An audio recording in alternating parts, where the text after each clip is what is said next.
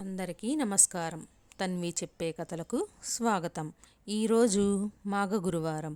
ఈరోజు ఈ కథను విన్నా, చదివినా, చెప్పినా, వినిపించినా జన్మజన్మల పాపాలు పోతాయి, కోటి జన్మల పుణ్యం లభిస్తుంది, సకల శుభాలు కలుగుతాయి.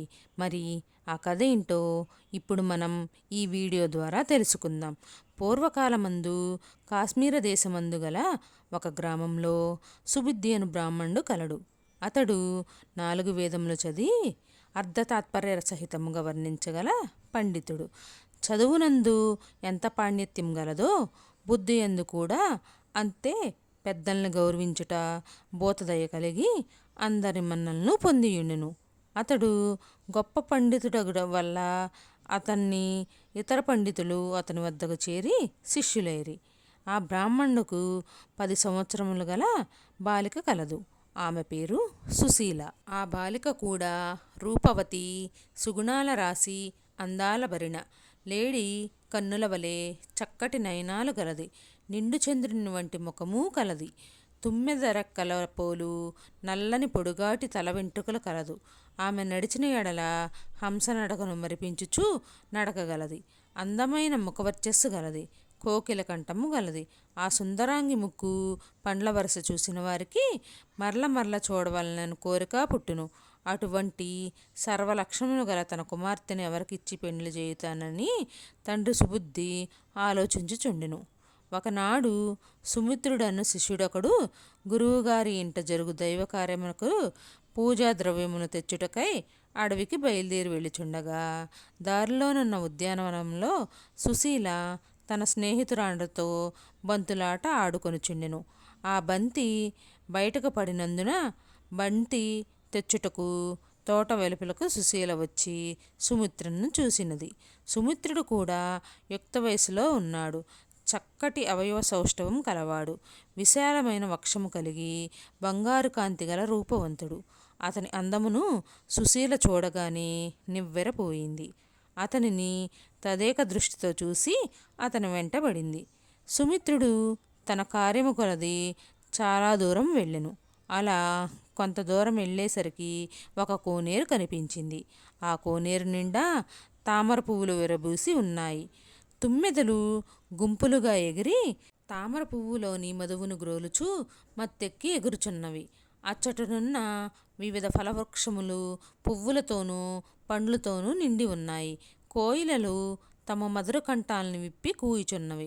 మగనెమళ్ళు ఆడనెమళ్ళకు తమ అందాన్ని చూపించటకు కాబోలు తమ తమ పింఛములను విప్పి నాట్యమాడుచున్నవి.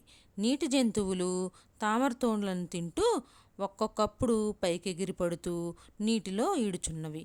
సుమిత్రుడు దూరం నుండి అలసిపోయి వచ్చినందువలన ఆ చల్లని నీరు తాగి చెట్ల నీడను విశ్రమించి ఉండెను.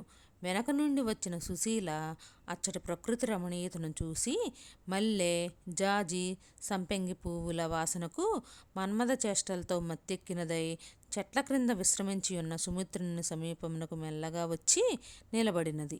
సుమిత్రుని సౌందర్యమును కనులారా చూసి చెలించిపోయినది. ఇక తానే సుమిత్రుని పలకరించింది. ఓ అందగాడా సుమిత్ర, నిన్ను చూసినది మొదలు నా మనస్సు నా స్వాధీనంలో లేదు. అందుకే నీ వెనక ఇంత దూరం వచ్చాను. ఈ ఏకాంత ప్రదేశమున నన్ను కౌగిలించుకొని నాతో ఉండుము. నీ వయసు నా వయసు సరిసమానము. ఇద్దరము ఏరి కూర్చిన జంటవలే ఉన్నాము. చిలకా గోరింకల వలెను రతీ మన్మధుల వలెను లీనమైపోదుము. ఆ చెట్టుపై ఉన్న గువ్వల జంటలను చూడు. మధువును త్రాగి మత్తెక్కిన ఆ తుమ్మెదల జంటలు చూడు ఎలా ఉన్నవో. కాగా రమ్ము, నా యవ్వన బింకాన్ని ఆఘ్రాణించుము. సమయమున జారవిడవకుము. నా సుకుమార లేత శరీరాన్ని సున్నితములగు అవయవాలను నీకు అర్పింతును. నీవు మన్మధుల వలె వచ్చి నన్ను కౌగలించుకో అని అనేక విధాల ఆ విప్రకుమారుని తొందర పెట్టసాగెను. అంతా సుమిత్రుడు నిశ్చేష్టుడై నోట మాట రాక శిలావిగ్రహం వలెను. కొంతసేపైన తర్వాత బాల, నీ మాటలు చూస్తుంటే పిచ్చిదాని వలె ఉన్నావు. నీకేదేమైనా గ్రహం ఆవరించిందా అని సందేహం కలుగుచున్నది. అదీను కాక నీవు నా గురువు కుమార్తెవి. నేను నీకు అన్నను అవుతాను. నీవు నాకు చెల్లి వంటి దానవు. నీ మనసును నీవు స్వాధీనం చేసుకోలేని స్థితిలో ఉన్నావు. నీవెంతటి అందగత్తెవైనను హద్దుమీరి ప్రవర్తించుట భారత నారికి తగదు. అదీగాక నీవు విద్యావటివి, పుణ్యవతివి గాన నీ ప్రయత్నమును మానుకొనుము. నీకు కష్టములెదురవును. వావి వరసలేక మన్మథదాగ్నికి బలి అయి మనిద్దరము సంభోగించిన ఆ మహాపాతకము సూర్యచంద్రాదులు ఉన్నంత వరకు మనమెన్ని జన్మలెత్తినను ఏ ఏ జన్మలెత్తినను మనల్ని వెంటాడుచునే ఉండును. ఆ నరక బాధల నుండి మనమెన్నటికీ విముక్తి నొందజాలము. కాన నీ కోరిక నంగీకరింపజాలను. ఇప్పటికే చాలా ఆలస్యమైనది. ఇల్లు బయలుదేరి నా వెంట వచ్చినటుల గుర్యవర్యకు తెలిసినచో నిన్ను దండింతుడు గాన రమ్ము. ఫలములు, కుశలు, పుష్పములు మొదలైన పూజా ద్రవ్యములను తోడుకొని పోవుదము అని సుమిత్రుడు అనేక విధాలా బోధించాడు. అంతా ఆ కన్యయు బంగారం, రత్నము, విద్య, అమృతము తనంత తానే వచ్చినప్పుడు నిరాకరించువాడు మూర్ఖుడు గాని వివేకంతుడు కాడు. నా నిండు యవ్వనాన్ని, నా శరీరాన్ని సమస్తమును నీకర్పించుచున్నాను. నిరాకరించుచున్నావు గదా, సరే, నేనిక ఒంటరిగా నా గృహమునకు పోజాలను. నేనిక్కడే ప్రాణత్యాగం చేసుకుంటాను. నీ వలన ఒక కన్య చనిపోయిందని నలుగురు నిన్ను ఆడిపోసుకుంటారు. నన్నొంటరిగా ఈ అడవిలో వదిలి ఇల్లు చేరిన ఎడల నా తండ్రి నిన్ను విడిచిన నా కుమార్తె ఏది అని నిన్ను దండిస్తాడు కదా. ఈ పాటికి నా చెలికత్తెలు నీతో అడవికి పోయినని చెప్పేయుందురు. కావున నేను కామబాధ భరించలేకున్నాను. నాతో సంభోగింపుము, నన్ను నీ దానను చేసుకొనుము అని పలికెను. సుమిత్రుడు ఆమె దీనాలాపనలు ఆలకించి సంకట స్థితిలో పడెను. కొంత తడవు ఆలోచించి ఆ బ్రాహ్మణ కన్యతో రతీక్రీడ దేలుటకై నిశ్చయించుకును. శాంకరి ఈ విధముగా వారిరువును ఆ తటాక సమీపమందొక ప్రదేశమును శుభ్రం చేసుకుని అందు మెత్తని పత్రములు, నానావిధ సువాసనలు వెదజల్లు పుష్పములు పరిచి ప్రకృతి సౌందర్యమును చూసి మురిసిపోయి కామతృష్ణ దూర్చుకుని మరికొంతసేపు బంతులాడి గెంతులు వేస్తూ కేకలు వేస్తూ పరుగులిడుచు ఆడుకునిరి. వారి కామ వికారములను చూసి పక్షులు సిగ్గుపడి అచ్చోటి నుండి ఎగిరిపోయినవి. సాధు జంతువులు మొదలైనవి ముడుచుకొని అచ్చటి నుండి కదిలిపోయినవి. కొలంలోని కలువలు మెడవంచినట్లు నీళ్లలో వంగిపోయినవి. సూర్యుడు మబ్బు చాటున దాగున్నాడు. మాటిమాటికి వారి అన్యోన్య చుంబమును చూడలేక మధువు గ్రోలి మత్తెక్కి ఉన్న తుమ్మెదలు కూడా సిగ్గుపడినవి. ఈ విధంగా వారు ఉల్లాసంగా కొంత తడవు ఉండి సమత్కుశ పుష్పములు, నానావిధ ఫలములు సంగ్రహించి ఇంటి ముఖం పట్టి ఇల్లు చేరిరి. సుమిత్రుడు గురువునికి నమస్కరించి తెచ్చిన పూజా ద్రవ్యములు సమర్పించెను. అడవికి పోయి కష్టపడి తెచ్చిన వస్తువులను సంతోషంతో గురువు స్వీకరించి కుమార్తెను చూసి, సుశీల, నీవు ఉద్యానవనంలోని చెలులతో బంతులాటలాడి అలసిపోయి ఉన్నావు. పాపం ఎండకు నీ సుకుమార ముఖారవిందము ఎటుల వాడిపోయి ఉన్నదో కదా. రమ్ము, ఈ మధుర పదార్థములను భుజించి కొంత తడవు విశ్రమింపుము. ఆటలాడుకొనుట వల్ల నీవు ధరించి ఉడుపులు కూడా నలిగి ఉన్నవి అని కుమార్తెను బుజ్జగించి తినుబండారములను అందించెను. ఆమె లోలోన బెదురు పైకి ఏమీ ఎరగందాని వలె నటించెను. మరి కొంతకాలమునకు సుశీలను హిమాలయ ప్రాంతవాసియగు బ్రాహ్మణుడొకడుకు పెండ్లియాడి అత్తవారింటనే ఉండిపోయెను. మరి కొంతకాలమునకు సుశీలను పెండ్లియాడిన బ్రాహ్మణుడు పరలోక గతుడయ్యెను. భర్త శవంపై పడి సుశీల ఏడ్చుచున్నది. చాలా దుఃఖించెను. నవయవ్వనవతి సౌందర్యవతియగు తన కుమార్తెకు అకాల వైధవ్యము కలిగిన గదా అని గొల్లుమని ఆడదాని వలె తండ్రి ఏడ్చుచుండెను. ఓయి భగవంతుడా, చిన్న వయసునందే ఇంకనూ సంసార సుఖమన్నది అనుభవించకే ఈమెను విధవరాలను చేసితివా తండ్రి. దీని కాలమెట్లు తీరును? ప్రజలు విధవను చూసిన ఎడల అమంగళకరమని భావింతురే. ఏ శుభకార్యములందయూ పాల్గొనివ్వరు కదా. దీనికి కర్మ నేల కలిగించితివి అని పరిపరి విధములుగా దుఃఖించెను. అంతలో అచ్చటికి ఒక సిద్ధపురుషుడు భిక్షాటనకై వచ్చెను. ఆ సమీపమునందే ఒక మూల ఏడుపులు వినపడుచున్నందున శవమున్న చోటకు వెళ్ళి సుబుద్ధితో, ఆర్యా, మీరు దుఃఖించుటకు కారణమేమి? త్వరగా చెప్పుడు అని పలికెను. అంతటా సుబుద్ధి సిద్ధపురుషునితో, స్వామి, మా దుఃఖం గురించి ఏమని చెప్పుకుందును? మీ తేజస్సు చూచుట వలన కొంత ఉపశమనం కలిగింది. ఈ బాలిక నా కుమార్తె. ఆ చనిపోయిన వాడు ఆమె భర్త. వివాహమైన కొన్ని దినములకే ఇతడు చనిపోయినాడు. మాకు ఈమె తప్ప మరెవ్వరూ లేరు. చిన్నతనంలోనే ఈమెను కలిగిన వైదమ్యను చూడలేక మా హృదయములు బ్రద్దలగుచున్నవి. ఇదియే మా దుఃఖానికి కారణం. ఈమెకు దుస్థితి ఎందుకు కలిగినో, ఈమె పూర్వజన్మం ఎటువంటిదో మీకు తెలిసిన అన్న ఎడల సెలవిండు అని వేడుకొనెను. సిద్ధుడు కొంతసేపటికి తన దివ్యదృష్టితో అంతా గ్రహించి, విప్రవర్య, నీ కుమార్తె వెనుకటి జన్మలో క్షత్రియోవతిగా ఉండేది. ఈమె కామతురత గలదు అగుటచే కొంతమంది పరపురుష సంపర్కము కలిగి ఉండి తన భర్త నిద్రలో నుండగా అర్ధరాత్రి నిశా సమయమున కత్తితో పొడిచినందున అతడు విలవిల తన్నుకొని ప్రాణములు విడిచెను. ఆ రక్తపాతము భయానక దృశ్యము చూసి ఆమె భయపడి తాను కూడా ఆ కరవాలముతో పొడుచుకొని చనిపోయినది. అటువంటి ఘోర హత్య చేసి ఈ జన్మలో నీ కుమార్తెగా పుట్టినది. ఆమె చేసి ఉన్న దోషము వలనే నీ అల్లుడు చనిపోయాడు. ఆమెకు చుట్టుకున్న పాతకముల వలనే విధవరాలైనది.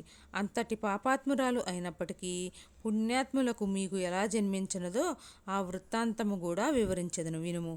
చాలా సంవత్సరాల క్రితట, అనగా నీ కుమార్తె యొక్క 14 జన్మల వెనుక మాఘమాసంలో సూర్యభగవానుడు మకర రాశి యందుండగా కొంతమంది బ్రాహ్మణ స్త్రీలతో కలిసి యమునా నది తీరమునకు పోయి స్నానం చేసి ఇసుకతో గౌరీదేవి ప్రతిమను చేసి భక్తి శ్రద్ధలతో పూజలు చేయుచుండిరి.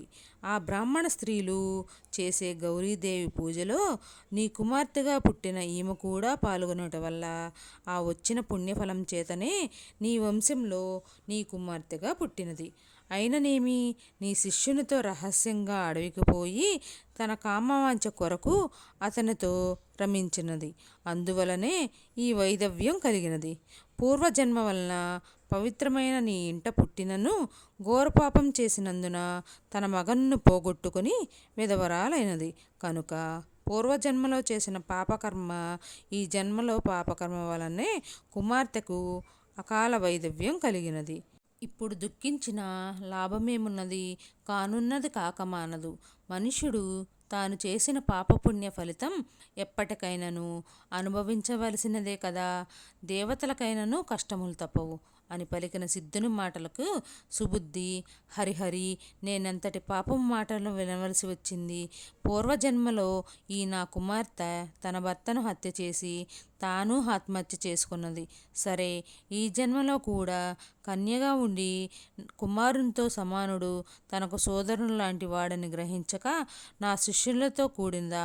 ఆహా, ఎంతటి ఘోరము అని మనసులో విచారించి ఆ సిద్ధును చూసి, స్వామి, మీ పలుకులు ఆలకించినది మొదలు ఒకవైపు పుత్రికపై కోపము, మరి ఒకవైపు ప్రేమ కలుగుచున్నవి.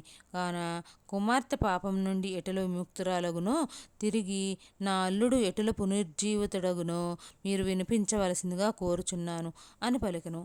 ఓ సుబుద్ధి, నీ కుమార్తె గురించి నీవడగపోయినా తన్నివారణోపాయం వివరించవలసియనే నేను ఇలా వచ్చినాను.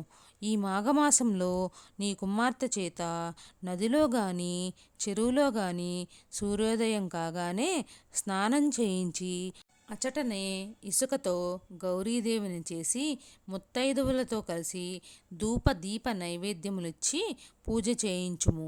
ఈ విధంగా మాఘమాసమంతయు నీ కుమార్తె చేత చేయించిన ఎడల ఆమెకున్న పంచమహా పాపాలన్నీ తొలగిపోయి ఆమె భర్త కూడా బ్రతుకును. మాఘశుద్ధ విధియనాడు ముత్తైదువుల పాదములకు పసుపు రాసి నుదుట బొట్టు పెట్టి పూజ చేయవలను. 2 కొత్త చేటలు తెచ్చి అందొక చేటలో చీర, రవికెల గుడ్డ, పసుపు కుంకుమ, పండ్లు, తములపాకలు, వక్కలు దక్షిణ పెట్టి దానిపై 2వ చేట మూతవేసి ఆ ముత్తైదునికి సంతుష్టిగా భోజనం పెట్టి సంతోష పెట్టవలను. ఆ విధంగా చేసిన ఎడల పరపురుష సాంగత్యం వలన కలిగిన దోషము నివారణ అగును. కొంతమంది పురుషులు ఉదయమునే నదికి పోయి స్నానం చేయవలనన్న అయిష్టత చూపుతారు. కనుక అట్టివార్ల భార్యలను వారిని ప్రోత్సాహపరిచి వారు కూడా నిష్ఠతో మాఘమాస స్నానములు చేయవలెను. వంశాభివృద్ధికి కానీ కుటుంబ గౌరవానికి కానీ స్త్రీయే ప్రధాన కారకురాలు కనుక ఈ మాఘమాస స్నానం తప్పక స్త్రీ ఆచరించవలను. ఈ మాఘమాసమంతయు పురాణాలు చదివి హరికథలు గాని హరినామ కీర్తనలు గాని ఆలకించుము. దాన ధర్మము చేసిన ఎడల దానివల్ల వచ్చు ఫలితం మరొక ఏ వ్రతమందునూ కలుగదు. మునిసత్తములు మాఘమాస స్నానములు చేసి తపస్సు చేసుకొనుచో వారు సిద్ధులగుదురు.